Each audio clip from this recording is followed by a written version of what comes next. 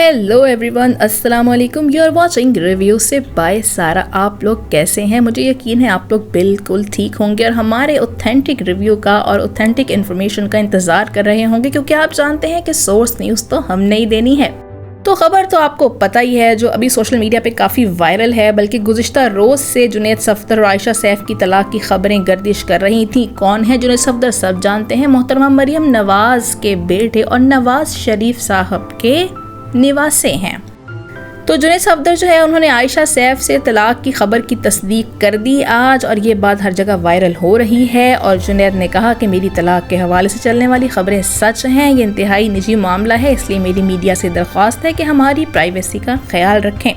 जुनैद सफदर ने मजीद लिखा है कि मुझे उम्मीद है इस फैसले से हम दोनों को सुकून मिलेगा, इंशाअल्लाह। इस बारे में मजीद कुछ नहीं बोलूँगा। इसके अलावा उन्होंने अपनी साबिका अहलिया आयशा के लिए नेक तमन्नाओं का इजहार भी किया है। याद करवा दूं कि दिसंबर 2021 में दोनों की शादी हुई थी, यानी 2 साल भी ये शादी नहीं चली।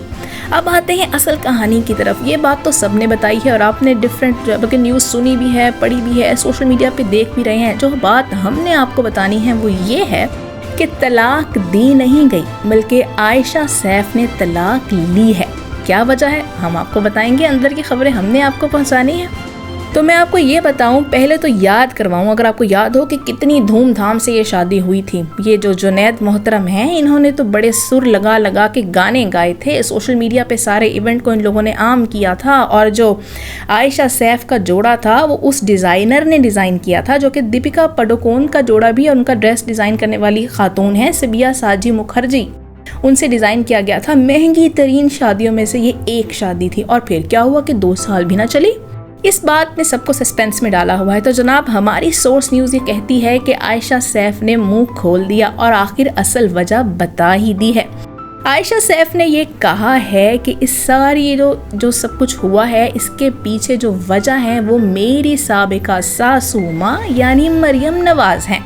अब आप गौर भी करें तो अगर जुनैद ने जो लिखा है उसके अंदर भी ये बात वाज़ेह है कि हम दोनों को ज़हनी सुकून मिलेगा। मतलब ये ज़हनी सुकून कैसे ख़राब हुआ? आयशा ने ये इल्ज़ाम लगाया है, हमारी सोर्स न्यूज़ के मुताबिक आयशा ने ये इल्ज़ाम अपनी सास पे लगाया है और कहा है कि मरियम नवाज़ भी एक इंतहाई टिपिकल सास साबित हुई, जो मेरे से तो मुस्कुरा कर अच्छे तरीके से मिलती थी, लेकिन मेरी पीठ पीछे अपने बेटे के कान भरती थी। और इससे भी जब मामले ख़राब उस तरह ना हुए तो इन्होंने ब्लैक मैजिक यानी काला जादू करवाना शुरू कर दिया, जिसकी वजह से हम दोनों ज़हनी अजियत का शिकार हो गए थे। यानी मैं और जुनैद दोनों ज़हनी अजियत का शिकार थे और मैंने अपने आप को बचाया है। और ये तलाक मुझे दी नहीं गई, बल्कि मैंने अपने आप को बचाने के लिए ये तलाक ली है, क्योंकि ये जादूगरों का ख़ानदान है। करप्ट तो ये हुआ लेकिन ये जादूगरों का ख़ानदान है, इसलिए मैंने अपने आप को बचाया है और ये तलाक मुझे दी नहीं गई, बल्कि मैंने ये तलाक ली है।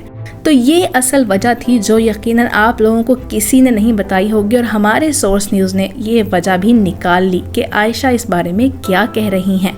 और अगर मैं आपको याद करवाऊँ तो ये जो इनके वालिद हैं, ये सैफ इनका नाम है, आयशा के वालिद, ये नवाज शरीफ साहब के बहुत क्लोज दोस्त थे, बड़े करीबी साथी रहे हैं। और सैफुर रहमान इनका पूरा नाम था, नवाज शरीफ के बेस्ट फ्रेंड थे। 2012 में करप्शन केस इन पे भी हुआ था और इन्होंने पाकिस्तान छोड़ा था और ये अभी तक वापस नहीं आए। यानी एक दूसरे के अंदर खाते सब कुछ वही कुछ ही था और सभी भागे भागे हुए थे, लेकिन अब आपस में ही फट गए। और मरियम नवाज़ जो हैं वो बकौल उनकी बहू, साबिका बहू के, उन्हें बर्दाश्त नहीं कर सकी और उन्हीं की वजह से ये तलाक हुई है।